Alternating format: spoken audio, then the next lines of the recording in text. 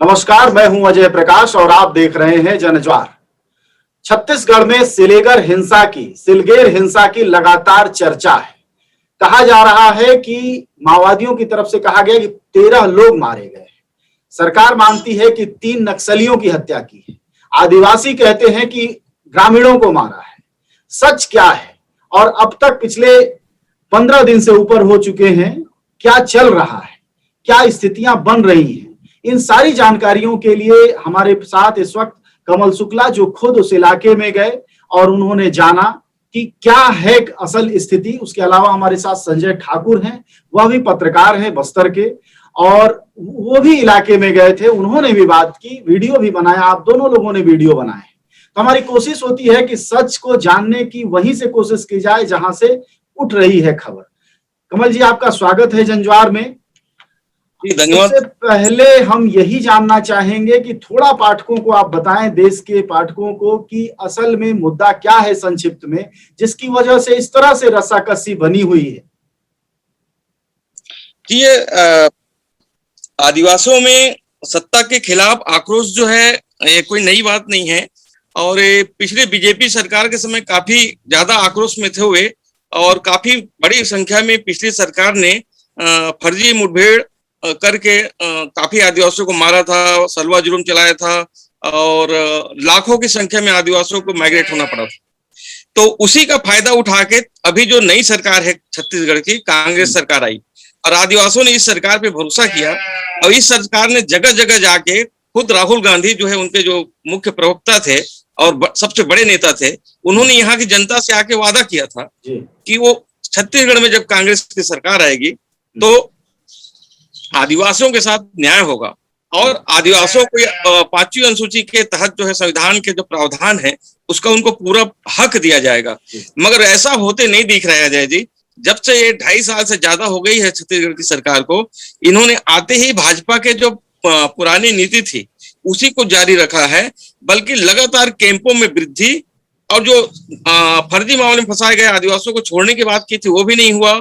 रोज फर्जी मामले में यहाँ मुठभेड़ भी जारी है, रोज फर्जी आत्मसमर्पण की वही प्रक्रिया जो उस समय के शिवराम प्रसाद कल्लूरी के समय जो अधिकारी थे, वहां के बस्तर के कुख्यात अधिकारी, उसी के तहत यहाँ के जो अभी भी पदस्थ अधिकारी हैं वो लगातार किए जा रहे हैं। सिलगेर मामले की जहां तक सवाल है, तो ये मामला ऐसा है कि देश भर में जहां किसानों का आंदोलन शुरू हुआ, लगभग उसी समय से, या कहें कि पिछले साल जब कोरोना शुरू हुआ उसके बाद से लेकर यहाँ के आदिवासी किसान लगातार अपनी जमीन हड़पने के खिलाफ, सरकार द्वारा जमीन हड़पने के खिलाफ लगातार आंदोलन कर रहे हैं। यहाँ भी कहीं 25,000, कहीं 20,000, कहीं 5,000, कहीं 10,000 की संख्या में लोग जो है आंदोलन करते रहे, मगर छत्तीसगढ़ की सरकार पर जूं नहीं रेंगी। और दिल्ली में भी किसान आंदोलन जो चल रहा है वहां भी इनका मुद्दा नहीं उठा। तो यहाँ लगातार जो भारतीय जनता कांग्रेस की सरकार है वो भाजपा की केंद्र सरकार के साथ मिलकर लगातार नए नए कैंप खोलते जा रही है। इन कैंपों को खोलने के लिए न तो वहां के आदिवासियों से अनुमति ली जा रही है, न उनसे बात की जा रही है।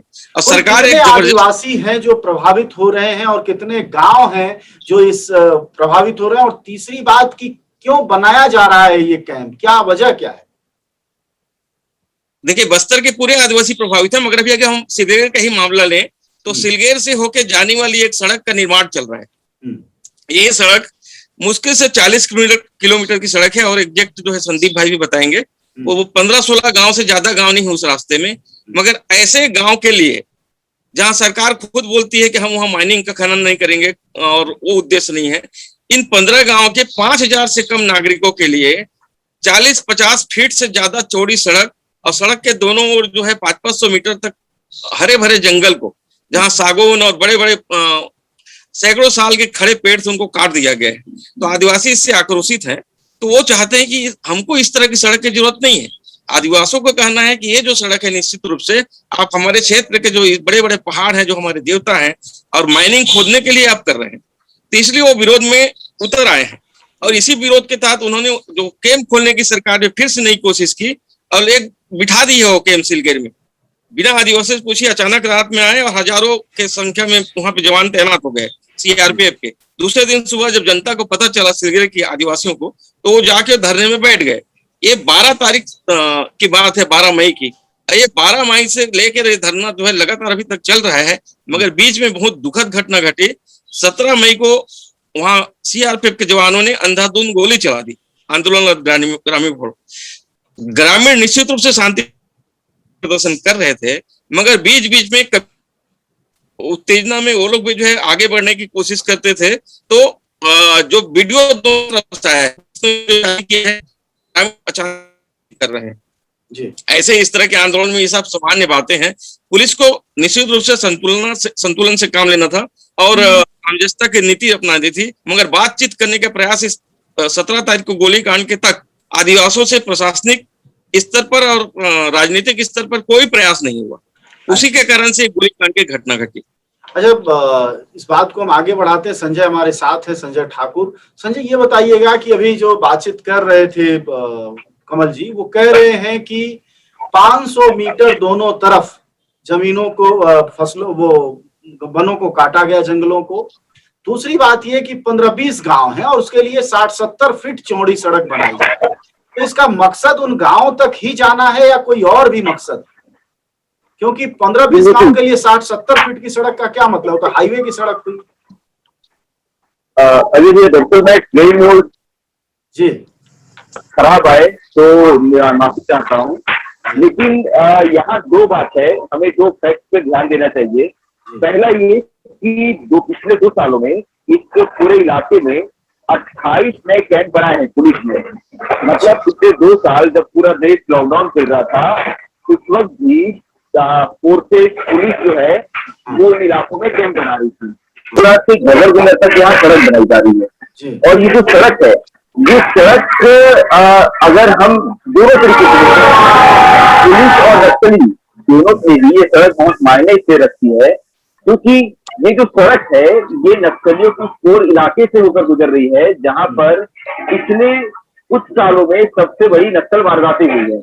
तो यहाँ फोर्स इसलिए बहुत एग्रेसिव तरीके से ये कैंप बना रही है। और यही हमें देखने को नजर आया कि 11 तारीख की रात अचानक रात को 3 बजे फोर्स के लोग सिलगेर पहुंचते हैं और सिलगेर पहुंचकर वहां पर रातों रात एक कैंप तैयार कर देते हैं। और मैंने जब मैं उस घटना स्थल पर गया था, मेरी वहां पर जिस आदिवासी की जमीन पर ये कैंप बना गया है, मेरी उनसे बात हुई।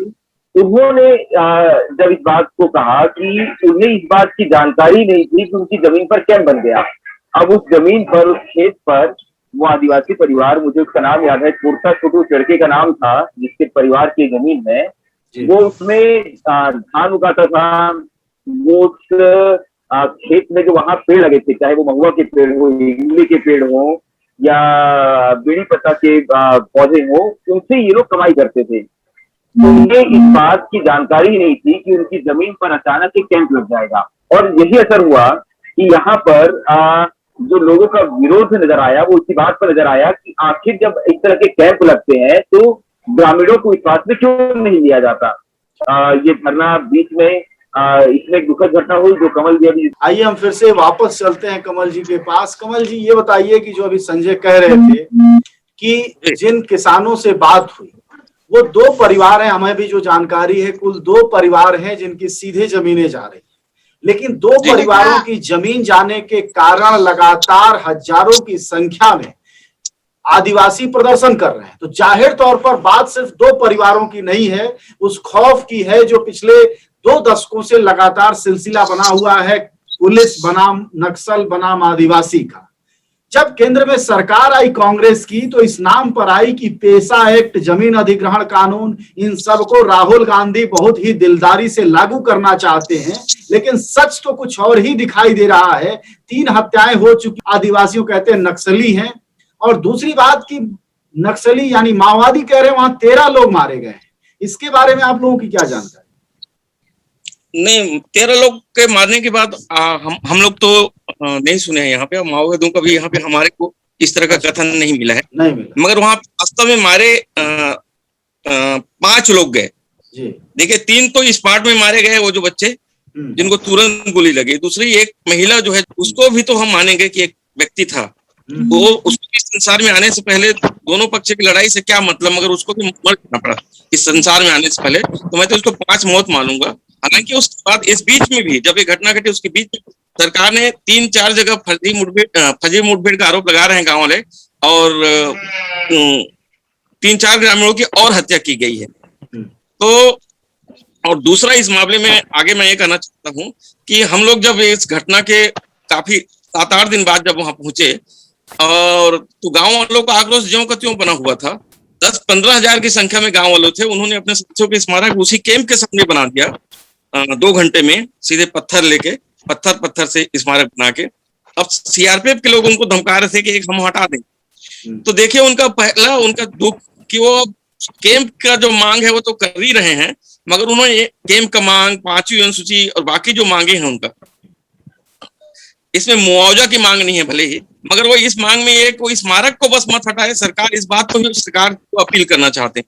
इतने आदिवासी नेता हैं बस्तर के में 12 विधायक है अजय जी, इस 12 में से 11 विधायक आदिवासी हैं, आरक्षित वर्ग से आते हैं। 12 विधायकों 11 आदिवासी हैं। आदिवासी विधायकों ने अपने मुख्यमंत्री पर दबाव बनाया हुआ है, हालांकि लगता नहीं है कि मुख्यमंत्री आदिवासी नेताओं के सुन रहे हैं। एक इनका आदिवासी है, बाद में मगर मुख्यमंत्री ने सांसद और यहाँ के 8 विधायकों के नेतृत्व में बात जरूर बनाई, तो इसी माह की 2 तारीख को वहां बात करने गई, मगर बातचीत का हालांकि बहुत कठिन हो रहा है आपको सुन पाना। उम्मीद है हमारे पाठक और दर्शक इस बात की गंभीरता, इस जानकारी को समझ पाएंगे और कोशिश करेंगे सुनने की। एक सवाल मेरी तरफ से है कि आप जो बता रहे हैं उससे लगता नहीं कि कांग्रेस और बीजेपी के काम और कल्ट में कोई फर्क आया है, लेकिन दिल्ली में बैठे हुए बुद्धिजीवी और देश के तमाम प्रगतिशील कहे जाने वाले लोग कांग्रेस की जो छवि बनाते हैं, उस छवि से कम छत्तीसगढ़ तो मेल नहीं खा रहा है। आप निश्चित रूप से, और इस पर बिल्कुल अनुभव मैं तो शुरू से बता रहा हूं आपको याद होगा कि बस्तर में तमाम अत्याचारों के लिए सबसे बड़ा उस समय जो दोषी अधिकारी था शिवराम प्रसाद कलोई करके यहाँ के आईजी हुआ करते थे, जिसके नेतृत्व में अत्याचार हुआ। उस आईजी के नेतृत्व में खुद भूपेश बघेल जो आज हमारे मुख्यमंत्री हैं, ये धरने पे बैठे थे उसको हटाने के लिए। जैसे भी ये सत्ता में आए तो पहले ही महीने उसी आईजी को ये यहाँ के सबसे बड़े अधिकारी के रूप में EOW के चीफ के रूप में बिठा दिए थे। तब याद होगा कि मेरे जैसे कुछ लोगों को भूख हड़ताल में बैठना पड़ा था, विरोध करना पड़ा था। उसके बाद इन्होंने भाजपा की नीति में चलते हुए 1,70,000 हेक्टेयर जमीन, पूरा जो सबसे घना जंगल था हमारे देश का सरगुजा, उसको भाजपा की नीति में चलते हुए अडानी को सौंप दिए। और बस्तर में इन्होंने, बस्तर के आदिवासियों ने इनको मांगा ही नहीं था, और बिना मांगे इन्होंने बोधघाट देने का तय कर लिया है। कल ही इनके एक मंत्री ने बोला है कि हम बोधघाट को इसी अपने साल में करके रहेंगे हमारे कार्यकाल में, यही कांग्रेस। अब वहां के खुद विधायक से हमारी बात होती है, बोलते हैं कि ये तो बहुत गलत हो रहा है, ऐसे में तो नहीं चलेगा। आपको एक छोटा सा उदाहरण बता रहा हूं अजय जी। अबूझमाड़ को जोड़ने के लिए एक सड़क बनाने जा रहे हैं। उस सड़क के उस पार भी जो है केवल 4 गांव है। वो 4 गांव के बाद वो रोड बंद हो जाएगा, पहाड़ों से घिरा हुआ है। वो 4 गांव वही इलाका ना जिसको ये नक्सलियों की मांद कहा करते हैं, अखबारों में जो छपा करता है। कहा यह जा रहा है कि उन गांवों से जोड़ने की कोशिश हो रही है। यहाँ तो साफ दिख रहा है गांवों से कोशिश की जोड़ी योजना नहीं, बल्कि अंदर के जो रिसोर्सेस है, भारी मात्रा में वहाँ मैंगनीज है, भारी मात्रा में जो लोहा है, जो भारी मात्रा में वहां पे यहाँ तक यूरेनियम तक है, उन सबके दोहन के लिए ही ये सब प्रयास हो रहा है। और कांग्रेस भी पूरी तरह से जो बड़े कारपोरेट है उनके इशारे में चल रही है। और ये सारा चीज जो हो रहा है, जिसके बारे में अभी 22-24 कैंप जो बता रहे हैं एक ही रास्ते में, हर 2 किलोमीटर में कैंप, हर 2.5 किलोमीटर में कैंप अजय जी, ये केवल नक्सलवाद से लड़ने के लिए नहीं, ये केवल आदिवासी इलाकों से जंगल को खाली करा के, आदिवासियों को खाली करा के जो माइनिंग है वो कॉर्पोरेट को ये बेच चुके हैं। कई जगह लीज की प्रक्रिया में है, कई जगह लीज इन्होंने दे चुका है। ये सारी लड़ाई उसी के लिए है। ये आदिवासी भी इस बात को समझने लगे हैं, तो वो इसका विरोध कर रहे हैं। अच्छा, आज अगर बताइए, आप पत्रकार हैं, उसी इलाके से चीजों को जानते भी हैं। आवाज आपको सुनाई दे रही मेरी? संजय सुन रहे हैं आप? जी, मुझे आवाज आ रही है। हाँ, मैं ये पूछ रहा था आपसे कि आपने कहा कि लॉकडाउन के बीच, मतलब पिछले 1.5-2 साल के बीच उस इलाके में 24 से 25 सीआरपीएफ कैंप बना। तो मुझे लगता है कि जो घनत्व होता है सीआरपीएफ का और जनता का, वह जहां सर्वाधिक घनत्व होता है फौजों और जनता का, उसमें से एक ये इलाका बन गया होगा। खैर, ये जो सीआरपीएफ है वह करती क्या है उन इलाके, काम क्या करती है, मतलब उसके कैंप जो बनाए गए हैं वो किस नाम पर है? सिर्फ नक्सलियों से वो बचाते यहाँ पर दो तरह के जी जी हाँ, यहाँ पर दरअसल सीआरपीएफ का जो मुख्य कार्य है, ये बहुत अच्छा सवाल आपने पूछा और ये समझना भी जरूरी है। दरअसल यहाँ पर सीआरपीएफ का जो मुख्य रोल है वो है रोड को, यहाँ निर्माण कार्य चल रहे हैं तो निर्माण कार्यों को बिना किसी अवरोध के या बिना किसी नक्सली नुकसान पहुंचाए अब वो कार्य चलते रहे, इसका ध्यान रखना है। इसलिए आपने अक्सर सुना होगा कि जब हम सुनते हैं कि बड़े नक्सली हमले होते हैं तो वहाँ हम सुनते हैं कि सीआरपीएफ की रोड ओपनिंग पार्टी पर हमला हुआ। दरअसल ये रोड ओपनिंग पार्टी ही वो पार्टी होती है जिसका जिम्मा होता है यहाँ पर बन रही सड़कों की सुरक्षा करना। तो ऐसे समय में यहाँ दो फोर्सेस हैं, जिसका काम है इन इलाकों में जो सड़कें बन रही उनकी रक्षा करना।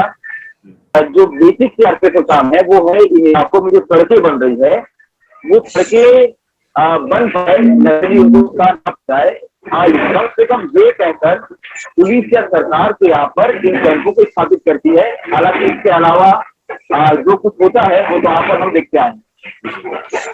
अच्छा, एक बात समेटने की कोशिश करेंगे जानकारी को। कमल जी, आप जरा ध्यान दीजिएगा, जो मैं सवाल कर पा रहा हूँ, चूंकि कम्युनिकेशन में इंटरनेट की बहुत समस्या है। वैसे भी सरकारें नहीं चाहती हैं कि बहुत पिछड़े इलाकों से और ध्रुव इलाकों से सही बातें आए। ये बताइए कि कहा जाता है अक्सर, सुन रहे हैं आप? जी जी जी, मैं कह रहा हूं कि अक्सर ये कहा जाता है, लगभग लोकोक्ति और हमारे यहाँ आम चलन हो गया है कि सड़कें बनेंगी तो विकास होगा। पिछले 2-3 दशकों से लगातार छत्तीसगढ़ में यही सुना जा रहा है कि नक्सली सड़क नहीं बनने दे रहे, इसलिए विकास नहीं हो रहा है। और जबकि लगातार नक्सली पीछे हटते गए, कम होते गए, कमजोर होते गए, सब कुछ हुआ। कितना विकास हो गया है पूरे बस्तर इलाके का सड़कों के बन जाने के बाद से? जी, इसका उदाहरण तो मतलब बस्तर के साथ साथ अब यही छत्तीसगढ़ में ही जो है नॉर्थ जो बस्तर है, सरगुजा और रायगढ़ का जो क्षेत्र, उसको अपन देखें जहाँ माओवादी सक्रिय नहीं है, सड़कें बनने से और माओवाद को जोड़ के देखते हैं कि तभी विकास होगा। माओवादी रोक के रखे हैं विकास। मगर आज तक देखा है जहाँ माओवादी हैं उन इलाकों में अभी माओवादी जो है हेल्थ के सेक्टर और एजुकेशन का सेक्टर, इसमें कभी उन्होंने व्यवधान नहीं डाला। मगर उसके बाद भी ये वहां पे करने की कोशिश नहीं करते हैं, केवल रोड के ही पीछे पड़े हैं। और आदिवासियों को इतने बड़े रोड की जरूरत, आदिवासी कोशिश करते कि उनको हमको नहीं चाहिए, हमको जो है छोटी रोड चाहिए, इतनी बड़ी रोड नहीं चाहिए। रोड की ये तो रोड की पानी की बात करते हैं, बिजली की बात करते हैं, स्वास्थ्य की बात करते हैं। सरकार के इन चीजों में अभी तक ध्यान नहीं देता है। और जहां तक ये रोड की बात है तो मैं आपको बताऊं अजय जी, अंग्रेजों के समय भी यहाँ रेल लाइन थी। 1875 में एक पतली रेल लाइन रायपुर से बनी थी। अब वो रेल लाइन उठ गया तो उस लाइन का विकास ही खत्म हो गया। तो अगर विकास रेल लाइन और सड़क से ही होता, मुझे नहीं लगता, मैं बस्तर में बहुत सारे ऐसे इलाकों को जानता हूँ जहाँ पे रोड भी है, तो रोड होने के बाद भी वहाँ हेल्थ सेंटर नहीं है। आज ऐसा ही देखिए, बस्तर में लोग इतना रोड बना लिए, इतने सारे कैंप खुलने के बाद आज भी बस्तर में जब घटना घटती है, जवान जब मारे जाते हैं, तो उसके बाद जो है उन जवानों का इलाज के लिए ही बस्तर के भीतर में व्यवस्था है। जगदलपुर में तो आप बीजापुर में तो रोड बना चुके हैं, तो ऐसी जगहों में तो कुछ अस्पताल के सरकार का उस रोड को विकास में तब्दील करने का है। उसका विकास अजय जी प्रशासन की सरकार, केंद्र और राज्य दोनों की एक कारपोरेट आधारित विकास है। ये सुनने में बहुत कठिनाई हो रही है और हमें बात को खत्म करना होगा। और उम्मीद करते हैं कि जब हम इस रिकॉर्डिंग को ऑफ करेंगे तो आवाजें आप लोगों की सुनाई देंगी।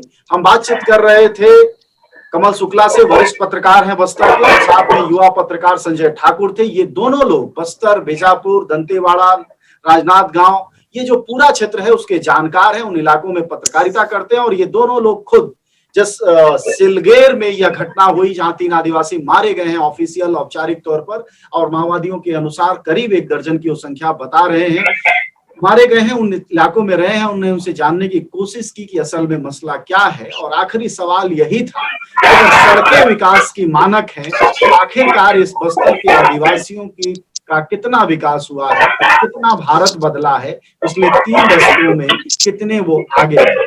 धन्यवाद। न गोदी मीडिया न विरोधी मीडिया, न इसकी मीडिया न उसकी मीडिया, हम हैं जनता की मीडिया जनज्वार। जनज्वार की हर खबर को जन जन तक पहुंचाने के लिए फेसबुक पेज को फॉलो करें, शेयर करें।